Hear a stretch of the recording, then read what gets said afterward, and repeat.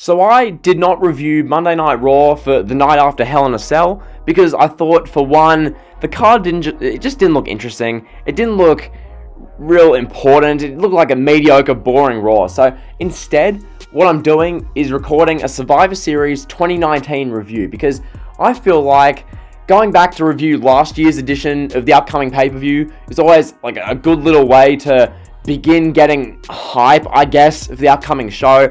I'm not one of these reviewers who's going to review like a year by year for a pay-per-view every day on the build-up. Like, I'm not going to be reviewing Survivor Series 1990 and then going day by day and do year by year. I'm not about that. Too much effort for me. But what I am going to do is review Survivor Series 2019 because this is the last Survivor Series show we had. And granted, it was different to the show we're getting this year. This Survivor Series 2019 show, as most of you are fully aware, was Raw versus NXT versus SmackDown. And the main role of this show, like altogether, was to try and put over NXT because this was about 7 weeks into the quote-unquote Wednesday Night Wars, which some of you never considered the war to begin with. I barely do, but the Wednesday Night Wars were a new big thing with NXT against AEW, and the whole purpose of Survivor Series 2019 was to try and put over NXT to the mainstream casual WWE fans, to make them tune into NXT on Wednesday nights on USA, to try and bump ratings and inhibit AEW in this war. Like, that was the whole purpose of this show. And in the process of doing that, we got some fun stuff. We got some fun brawls, a fun SmackDown episode with an NXT invasion. We got some fun matches at Survivor Series.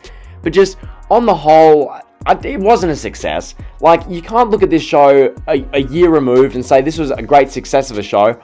Like, I mean, you really can't. The Keith Lee thing in the men's Survivor Series elimination match was fantastic. Keith Lee got made into a star. He really did. But, I mean, outside of that, like, what do you really remember? Like, I know most of you remember most of this show. Like, because on Twitter, I did a be honest, what do you remember from Survivor Series 2019? And most of you named me the full card, which I didn't need to know the full card. I wanted to be told what was the best thing from the show, what do you remember most fondly, but instead of giving the full match card, I mean, okay, so that was that. Survivor Series 2019, Raw, SmackDown, NXT.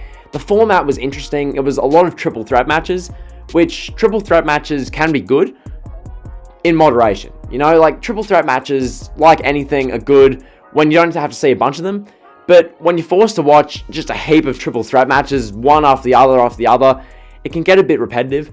Because this whole Survivor Series 2019 show, we had, 4, 5 different, like, 5 on 5 on 5 matches, or, you know, triple threat matches in general. It got a bit tiresome. So that was the synopsis. That's the general gist of Survivor Series 2019. Comparing that to this year, you know, WWE just going back to Raw versus SmackDown, which, in other words, what that's admitting is that WWE have given up really trying to push NXT as a legit third brand now. They're just like, NXT's on USA. They've almost admitted defeat in this ratings war with AEW, which it was bound to happen, considering a year ago when this happened, NXT was still losing the ratings near enough every week. Like, NXT beat AEW in the ratings like once, and that was because they had literally half of the main roster show up on NXT. But outside of that, this wasn't a success for NXT. Even though NXT won on the night 4-2-1 based on the scoring, it didn't really do anything for them. Like, the ratings after this didn't go up. People saw this and went, oh, NXT won, okay. And the ratings never really increased for NXT. So you take that and you look at this year, and now they're not even in it.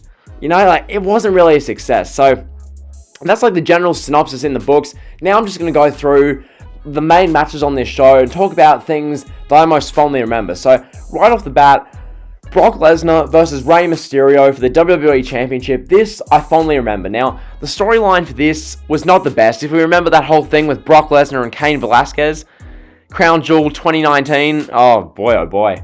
Remember that, when Brock Lesnar beat Kofi Kingston in 7 seconds, Cain Velasquez rushed out, then they had the match 3 weeks later, Brock Lesnar, Cain Velasquez, Crown Jewel, Brock made him tap in 2 minutes, and Cain was never seen again. Masterful storytelling from WWE there. So, yeah, that was what we got there. Brock Lesnar, Rey Mysterio, no holds barred at Survivor Series. This was really good, and this really should have main evented this show, because I look at what they did have main event. WWE chose to have Shayna Baszler, Becky Lynch, and Bayley main event this show. For no reason. That match was not good. And I get what they were trying to do here. This was 2019. This was a year where they're having women main event pay-per-views near enough every second pay-per-view. Like, they did WrestleMania with Becky Lynch, Ronda Rousey, and Charlotte Flair. Then, at the end of the year, we had the Survivor Series one. We had TLC as well. So, they were trying to get the women to main event. It wasn't really working. Almost objectively, it just wasn't working. These matches here, Shayna Baszler, Becky Lynch, Bayley, it wasn't that great. But anyway, I'm getting sidetracked. Brock Lesnar versus Rey Mysterio. The whole thing they did here with Rey Mysterio dressed up as like the Joker, that whole attire was sick. The match was really damn good. It went 7 minutes. And for a 7-minute match, it was just great. Because, like, Brock Lesnar, Rey Mysterio, two masters of the craft. Brock Lesnar is an amazing pro wrestler at everything, selling, storytelling, look. Not great at mic skills, obviously, but Heyman's there to do that for him. So Brock Lesnar's great. Rey Mysterio, he's Rey Mysterio. He's I don't know where you put Rey Mysterio all time, but he's a legend, an icon of the business. He's just awesome. So these two guys had a great match. The stuff with Dominic was really good. The double 619 was a great spot. Most of you still remember that. Really damn good stuff. Brock Lesnar obviously won in the end. He was always going to beat Rey Mysterio. Rey Mysterio got the pipe involved, and they did the storytelling there, but in the end, Brock Lesnar got the win. Nothing really more to ask here. 7 minutes, no holds barred match, straight to the point, good storytelling, good moment with Dominic. All you can ask for. So that was really good. As for the Universal Championship, we had The Fiend, Bray Wyatt, going one-on-one with Daniel Bryan. This feud, The Fiend and Bryan thing, personally I liked it. The whole thing they had where The Fiend shaved Bryan's beard, and Bryan became like bald again for like a little bit, and I thought that was like really good. The stuff with The Fiend and The Miz, Mr. Rogers, Bray Wyatt, and The Miz with TLC, I thought that was good. And then this stuff here for Survivor Series, Daniel Bryan was never going to win this match because The Fiend won the title like 3 weeks before. But I thought for the match it was fine. It was an entertaining match, The Fiend and Daniel Bryan. It went for 10 minutes. It wasn't their best match they had, but it was fine. It was serviceable. The Fiend beat Daniel Bryan. Good stuff. And then the other match that wasn't an NXT versus Raw versus SmackDown match was Adam Cole defending the NXT Championship against Pete Dunne. This is a Smarks Delight match. A lot of reviewers love this match. This match was fine. Obviously, it's Adam Cole and Pete Dunne. This match had, from memory, a couple of Canadian Destroyer type moves, a couple of guys landing on their necks, some super kicks, good work rate, lots of near falls. That kind of match went for 14 minutes. Adam Cole, by this point, had held the NXT title for about 5 months. This wasn't when Adam Cole was fully stale. This was when Adam Cole was having great match after great match. We remember this week, I remember this week, a year ago, November, whichever week it was, Adam Cole had the match on NXT with Dominik Dijakovic, I believe it was, to determine who gets War Games advantage. So there was a ladder match, which was a great match featuring Adam Cole. Then on Saturday night, TakeOver War Games, Adam Cole was in the War Games match versus Team Ciampa, which was a great match. So Adam Cole did that, and then this night he has a match with Pete Dunne for the NXT Championship that was really good. So this was the big month for Adam Cole. He was having classic after classic, and he had the match with Daniel Bryan a few weeks before. He had the match with Seth Rollins on Raw. Adam Cole was everywhere in November, so I guess that was good. Then, he won this match, so that was that. Then, as far as Raw versus NXT versus SmackDown, the format that they tried once and then never did again. Well, presumably they won't do again. Raw, NXT, SmackDown, I guess I'll go... I don't even know where to begin.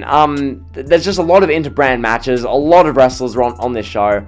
A lot of wrestlers were. So I'll fly through this. The kickoff show, we had a 10-team inter-brand tag team battle royal, which Dolph Ziggler and Robert Roode won.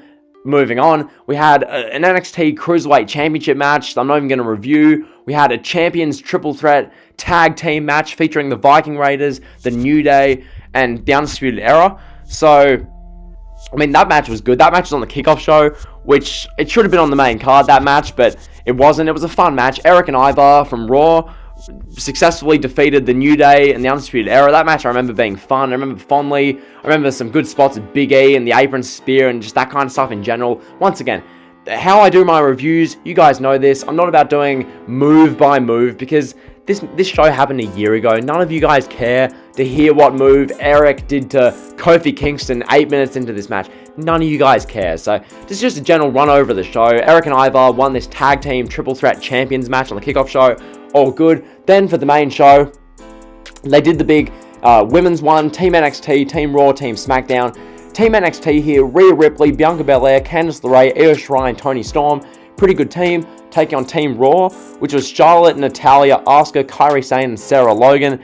Sarah Logan, I don't know how she got in this team. She wasn't even on TV, like, at all this time, but anyway. And then Team SmackDown, Sasha Banks, Carmella, Dana Brooke, Lacey Evans, and Nikki Cross. So, yeah, that match was a fine match. The only thing I remember was the finish, where from memory, that was the one where Charlotte had, was it Sasha Banks in a figure 8, and then Rhea Ripley pinned her shoulders. I think that's what they did there. That was a really good match, I think. The NXT team won, as they did with the rest of the show. NXT just won this show. And that was the whole point of it, to put over NXT, to make NXT seem good, NXT seem important, to try and draw viewers, draw eyes to the NXT product. So that was good. Roderick Strong, AJ Styles, Shinsuke Nakamura, their North American title, US title, IC title match. It was a good triple threat match. I mean, it was a Smarks Delight match. Like, listen who's involved. Strong, Styles, Nakamura, and Sami Zayn was at ringside. Like, it's a Smarks Delight match. It was a fine match. It wasn't incredible. Went for 17 minutes. Roderick Strong won. He shouldn't have, but anyway. And then that was that. The women's main event, I'll cover that now. Shayna Baszler defeated Becky Lynch and Bayley. 18 minutes this match went for. I remember being bored out of my mind watching this. Like, this match was just boring. Like, I remember thinking, oh, the women are main eventing. Ronda Rousey's coming back. Ronda Rousey's coming back. Ronda Rousey's coming back.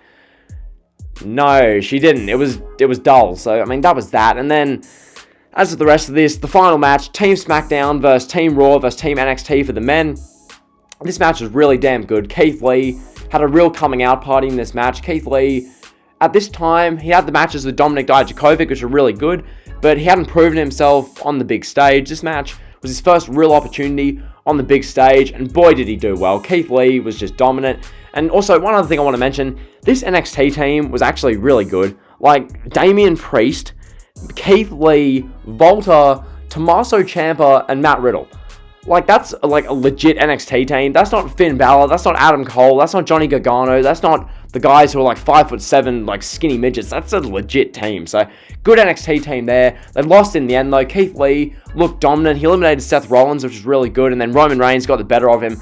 That was really good. Roman Reigns versus Keith Lee, maybe someday. So, that was Survivor Series 2019. Overall, a good, entertaining show to watch. In the grand scheme of things, it didn't really do much. Like, NXT's ratings didn't go up. They're not doing it this year, so it was clearly just like a one-off to try and get NXT over, but didn't work. So, yeah, overall, good show, but didn't really do much in the grand scheme of things. Like, comment, sub, you know the drill.